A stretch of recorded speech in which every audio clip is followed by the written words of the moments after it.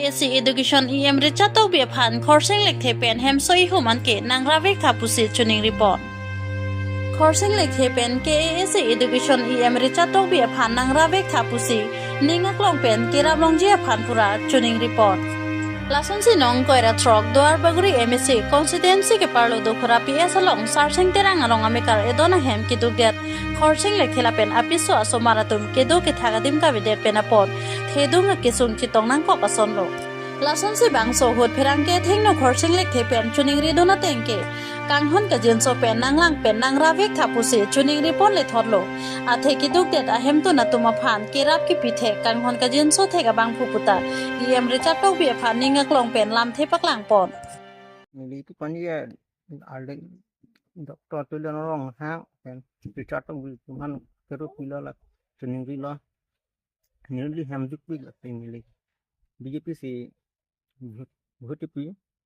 ya tu akang hon kan yang sudah putih nili lah tu masih sening pila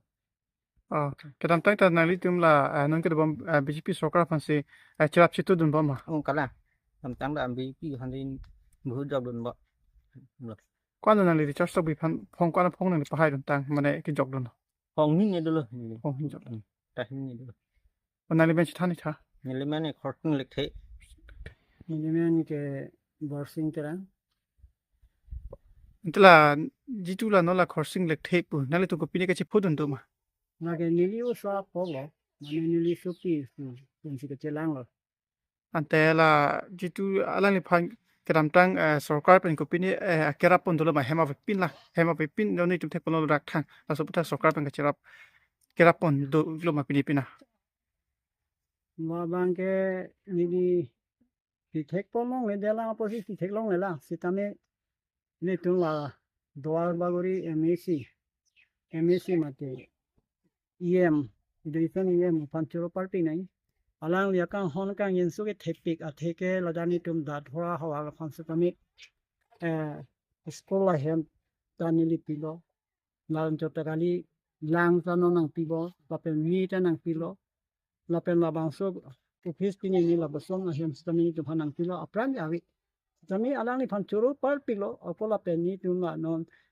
CEM o alang ni rong hang sa tuliram rong hang tami choro par pinai alang ni sitame kidu ke la phan ke lang pilo alang ni tum bahni sita ti choro lo ko non alang ni tum phan ni li tai si ningdu alam la hem alang tum ka ting hona usa ka ting hona sopi tum ta ningkan hinian ke no lai li tum sa Richard von Stami alang ni tum pi ya so bi pi ti alang ni tum chi og lo la pen hai ta hai lo la pen no alang phan ka chuning ri dunya la ma ke la lo ka ting hon asar la ba ni von Stami la em la pen em phan chuning ri ma ke la prabin te la ni so ni ro sa phan ta hema be pin hema ri la be pin posi du pi ka posi la ba heman ke inji so pon tha ra pon tha posi ni ri hin ten pachin ni lo lan si ni ri lam thi islam intot ko ka dong